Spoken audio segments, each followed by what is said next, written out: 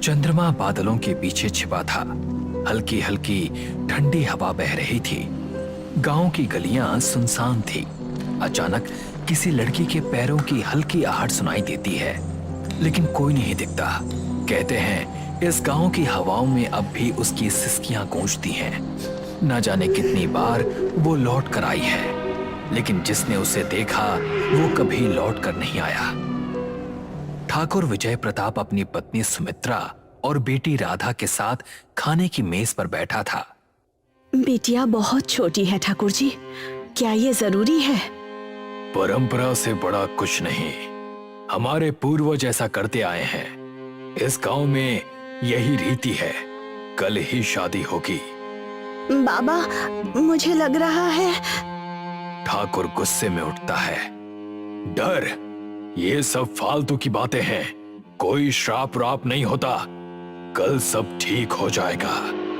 तभी अचानक हवेली की खिड़कियां जोर से खुद ब खुद खुल जाती हैं। एक ठंडी हवा का झोंका अंदर आता है। दिए टिमटिमाने लगते हैं। दूर कहीं किसी लड़की की सुबकने की आवाज आती है। उसी रात गांव के दो युवक अजय और मोहन रात में साइकिल से गुजर रहे होते हैं। चारों तरफ अजीब सा सन्नाटा था। सुना है ठाकुर साहब ने किसी बूढ़े से अपनी बच्ची की शादी तय कर दी। मुझे अच्छा नहीं लग रहा अजय। पिछली बार भी जब ऐसा हुआ था तो। अचानक साइकिल की चेन अटक जाती है। मोहन नीचे उतरकर चेन ठीक करने लगता है। अजय उसे चिढ़ाते हुए कहता है, अरे डरपोक, कुछ नहीं होगा, बस अपनी ही परछाई से डर रहे हो। जैसे ही मोहन सिर उठाता है, उसके पीछे थोड़ी हलचल होती है। दूर अंधेरे में एक लड़की खड़ी होती है, उलझे हुए बाल और ठहरी हुई भयानक आंखें। अजय, पीछे देख। अजय मुड़ता है, लेकिन वहां कुछ नहीं होता। दोनों हड़बड़ाकर तेजी से भाग जाते हैं, लेकिन वहां पर कोई था जो अब भी खड़ा था। राधा अपने कमरे में बैठी थी। हवा अजीब सी भारी लग रही थी। अचानक उसकी गुड़िया अपने आप गिर जाती है। वो डरकर उसे उठाने जाती है कि तभी अचानक किसी लड़की की सुबकने की आवाज आती है। राधा सहम जाती है। वो धीरे से मुड़ती है, लेकिन कोई नहीं होता। अचानक खिड़की से परछाई अंदर आती है। उसे काले लंबे बालों से ढका चेहरा दिखता है। भाग जा, ये शादी नहीं होगी। राधा चीख पड़ती है। दरवाजा खुलता है और सुमित्रा अंदर आती है। क्या हुआ बेटी? राधा कांपते हुए इशारा करती है, लेकिन वहां कुछ नहीं होता। वो फिर लौट आई। गांव के लोग ठाकुर विजय प्रताप की हवेली में इकट्ठा थे। ठाकुर का चेहरा गुस्से से तमतमा रहा था। ठाकुर साहब, हमें ये शादी रोक देनी चाहिए। पिछली रात जो हुआ वो कोई सामान्य घटना नहीं थी। बस करो ये बकवास, ये सब तुम्हारे अंधविश्वास है। शादी आज ही होगी। पिछली बार भी ऐसा ही कहा गया था, और फिर जो हुआ उसे कोई भूल नहीं सकता। अचानक हवेली के अंदर से एक चीख सुनाई देती है। सब चौंक कर अंदर भागते हैं। राधा अपने कमरे में फर्श पर गिरी हुई कांप रही थी। उसकी आंखें डर से फटी हुई थीं। दीवार पर नाखूनों से खरोंच के निशान बने थे। राधा कांपते हुए दीवार की ओर इशारा करती है। दीवार पर लाल रंग से लिखा हुआ था, ये शादी नहीं होगी। ठाकुर का चेहरा सख्त हो जाता है। वो मुट्ठी भींच लेता है। ये सब बेकार की हरकतें हैं। कोई गांव का लड़का डराने की कोशिश कर रहा है। शादी होगी और आज ही होगी। गांव के बुजुर्ग मंदिर में बैठे थे। एक बूढ़ा पुजारी पंडित सोमेश्वर गंभीर चेहरा लिए बैठा था। पंडित जी, ये कोई सामान्य बात नहीं है। हर बार जब किसी नाबालिग लड़की की शादी होती है, कुछ ना कुछ अनहोनी हो जाती है। पंडित की आंखों में भय उभर आता है, क्योंकि ये शादी नहीं बलि है। गांव वाले हक्का बक्का रह जाते हैं। रात का समय, हवेली में शादी की तैयारियां हो रही थी। राधा दुल्हन के जोड़े में सजी बैठी थी, लेकिन उसकी आंखों में खौफ साफ झलक रहा था। तभी दरवाजे पर तेज धमाका होता है। पूरे मंडप में सन्नाटा छा जाता है। एक कड़वी डरावनी हंसी गूंजती है। वो आ गई। ठाकुर तलवार उठाकर चिल्लाता है, कौन है? सामने आ।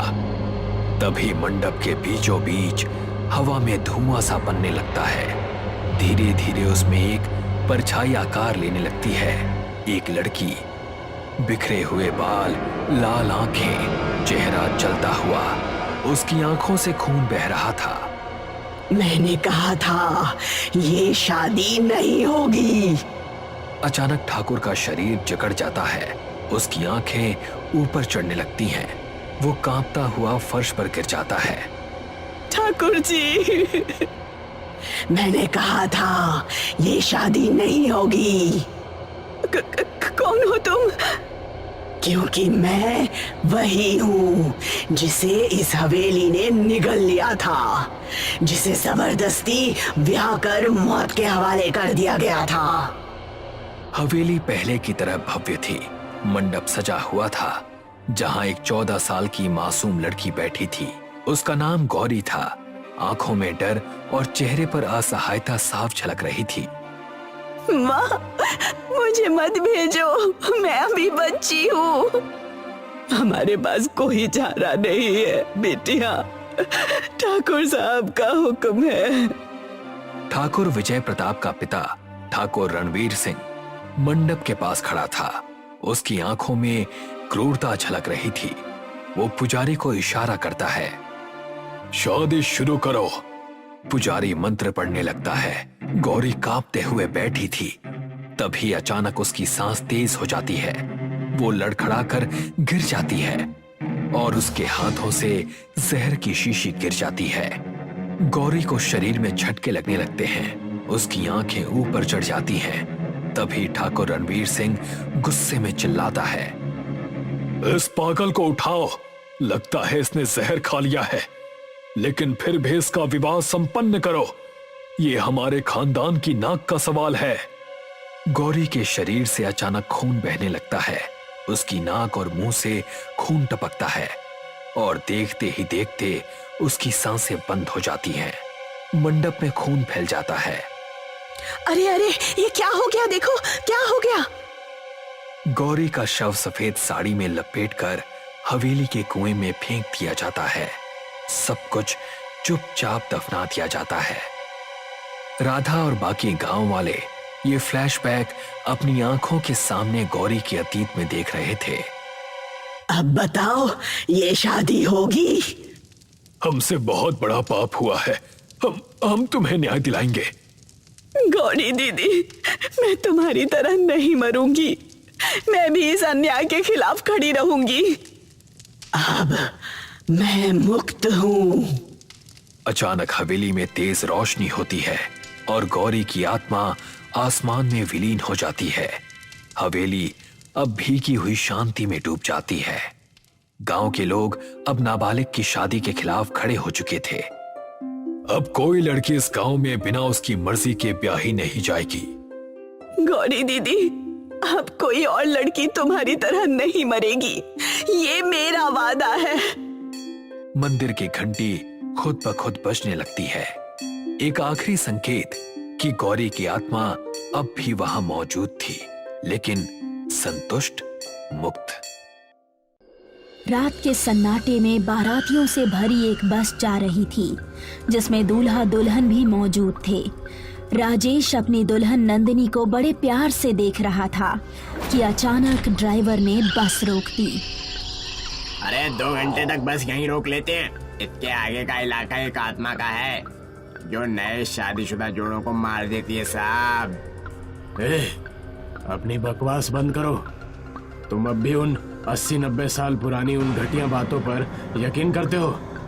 बस चलाओ, हम यहाँ नहीं रुक सकते। ड्राइवर ने बस स्टार्ट कर दी। बस थोड़ी दूर ही चली थी कि अचानक बस में सभी लोगों की चीखने की आवाजें आने लगी। अरे नंदिनी को क्या हो गया? इसने मेरे बेटी का दिल निकाल लिया। हाय मेरा बेटा। ड्राइवर ने जैसे ही पलट कर देखा तो उसके सामने नंदिनी डायन बनी खड़ी थी। ड्राइवर ने डर से चिल्लाया, अरे मना किया था ना मैंने, इसके शरीर में उसी खूनी डायन दुल्हन की आत्मा ने कब्जा जमा लिया है। नंदिनी का चेहरा बिल्कुल काला पड़ चुका था। उसकी आंखें बिल्कुल सफेद हो चुकी थी। उसके हाथ में राजेश का दिल था और राजेश खून से लथपथ मुद्रा में पड़ा हुआ था। अचानक बस का संतुलन बिगड़ गया और बस एक खाई में जा गिरी। खूनी दुल्हन की आत्मा का ये रहस्य 90 साल पुराना है। ये बात 1932 की है। महाराष्ट्र के एक गांव में एक परिवार में खुशियों का माहौल था। उस परिवार के लड़के नितिन की आज शादी हुई थी। लड़के की मां विमला देवी बहुत खुश थी। मेरे नितिन के तो भाग्य खुल गए। लड़की वालों ने दहेज भी दिल खोल कर दिया है। तभी घर के भीतर से शोर उठा। अरे जल्दी किसी डॉक्टर को बुलाओ, बहू ने जहर खा लिया है। पल भर में खुशी का माहौल गायब हो गया। दुल्हन के पूरे शरीर में जहर फैल चुका था। दुल्हन ने हाथ जोड़कर बड़ी कठिनाई से कहा, मेरी जबरन शादी की गई है। मैं किसी और को अपना पति मानती हूँ, इसीलिए मैंने जहर खा लिया। इतना कहकर दुल्हन ने दम तोड़ दिया। गांव के एक बूढ़े ने लड़के के पिता रामदयाल को सलाह दी, अरे अंग्रेज पुलिस वालों को अगर इस घटना की खबर लग गई तो बहुत बुरा होगा।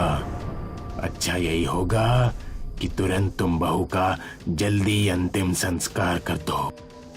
अचानक खबर मिली अंग्रेज पुलिस वालों की गाड़ियां गांव में आ गई है।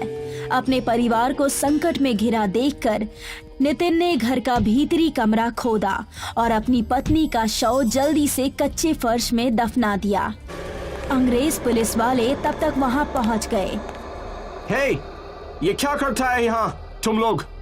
अरे कुछ नहीं साहब, इस घर का जवान बेटा बीमार हो गया है, उसे ही देखने आए थे। कहाँ है? दिखाओ हमें। अंग्रेज घर के भीतर जा घुसे, लेकिन लड़के के पिता रामदयाल ने उन्हें देख लिया था। वो तुरंत बोले, माए बाप, मेरा लड़का बीमार है, जोर से मत बोलिएगा।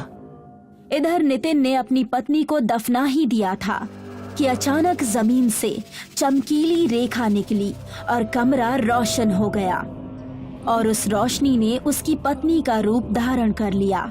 अचानक उसके सुर्ख होठों के दोनों किनारों पर लंबे लंबे दांत बाहर झांकने लगे। उसकी आंखों की पुतलियों का रंग भी बदल गया था। आंखों की पुतली चमकदार सफेद रंग की हो गई थी। वो डायन में बदल गई थी और वो भयानक फटी फटी आवाज में बोली, तू ही मेरी मौत का कारण है। तेरी वजह से ही मुझे जहर खाकर आत्महत्या करनी पड़ी। अरे तुम तो मर चुकी हो, ये कैसे हो सकता है? हाँ? मुझे क्या मालूम था कि तुम मुझसे शादी नहीं करना चाहती थी। मुझे माफ कर दो, मेरी कोई गलती नहीं है। गलती तो तूने अभी भी की थी। कौन सी गलती? अंग्रेज पुलिस वालों से बचने के लिए तूने मेरी लाश का क्रियाकर्म करने के बजाय उसे जमीन में दफना दिया। ये कहते हुए दुल्हन की आत्मा बन चुकी डायन ने अपने पैने दांत उसकी गर्दन में गाड़ दिए। नितिन की माँ, लगता है नितिन की तबीयत ठीक नहीं है। नितिन की माँ विमला देवी दुखी होकर अपने पति से बोली, जिसकी शादी हुए 24 घंटे भी न बीते हो और उसकी पत्नी आत्महत्या कर ले, उस पे क्या बीत रही होगी। अरे इसीलिए मैं सोच रहा हूँ उसे उस बंद कमरे से बाहर बुला लूं। मुझे बहू की लाश के बारे में भी पूछना है। तभी नितिन की चीख से पूरे घर की दीवारें कांप उठी। ये चीख तो मेरे बेटे की है। विमला देवी और रामदयाल उस कमरे की तरफ भागे जहां नितिन लेटा था। नितिन, दरवाजा खोल। क्या हुआ मेरे बेटे? इधर दुल्हन बन चुकी डायन ने नितिन के जिस्म का खून पीकर सीना अपने पैने नाखूनों से चीरकर उसका धड़कता हुआ दिल नोच लिया और उसे खा गई। सीने से दिल निकलते ही नितिन ने दम तोड़ दिया। अचानक दरवाजा खुल गया। सामने पड़े अपने बेटे की लाश देखकर विमला बेहोश होकर गिर पड़ी और रामदयाल के सामने दुल्हन बनी डायन खड़ी हुई थी। तुम सब मरोगे। अरे मेरे बेटे ने तेरा क्या बिगाड़ा था? मेरी पत्नी को छोड़ दे। मगर खूनी दुल्हन ने रामदयाल के सीने में अपने नुकीले पंजे से वार कर दिया और उसका दिल निकाल कर खाने लगी। रामदयाल की चीख सुनकर उनकी पत्नी बेहोशी से जाग गई। यही हाल उसने विमला का भी किया। इस घटना के बाद उस घर में सन्नाटा छा गया और गांव में मौतों का सिलसिला शुरू हो गया। गांव के लोगों में उसकी दहशत बढ़ गई थी। गांव के लोग मुखिया के पास गए। अरे कुछ करिए मुखिया जी, ऐसे तो वो डायन सारे गांव को खत्म कर देगी। तुम सब सही कहते हो। मैं एक तांत्रिक को जानता हूँ, चलो उसके पास। नितिन की पत्नी की लाश उस घर में अभी भी दफन है। जब तक उसकी लाश का क्रियाक्रम नहीं किया जाएगा तब तक वो यूं ही भटकती रहेगी। या ये याद रखना, कुछ दिन बाद वही चुड़ैल पूरे गांव को शमशान बना देगी। ये आप क्या कह रहे हैं? मैं सही कह रहा हूँ। वो आत्मा इतनी ताकतवर है कि दिन के उजाले में भी उसे कोई परेशानी नहीं होती। मैं अपनी तंत्र शक्ति से देख रहा हूँ कि आने वाली अमावस्या को वो इस पूरे गांव की सीमा रेखा के बाहर भी जा सकती है। ये तो बड़ी चिंताजनक बात बताई आपने। इसका कोई उपाय नहीं है क्या? भला अकेला चना क्या भार फोड़ेगा? आप चिंता ना करें जी, इस काम के लिए गांव के कई लोग तैयार हैं। तो फिर रात में कुछ बहादुर लोगों के साथ आ जाना। रात होते ही 5 गांव वालों के साथ मुखिया हाथों में मशाल लेकर तांत्रिक के पास जा पहुंचा। उसने सभी के गले में अभिमंत्रित मोतियों की माला पहनाई और कहा, किसी को भी उस बला से डरने की आवश्यकता नहीं है। मन में ईश्वर को धारण करके जैसा मैं कहूँ करते जाना। हम आज अवश्य ही सफल होंगे। आओ चलें।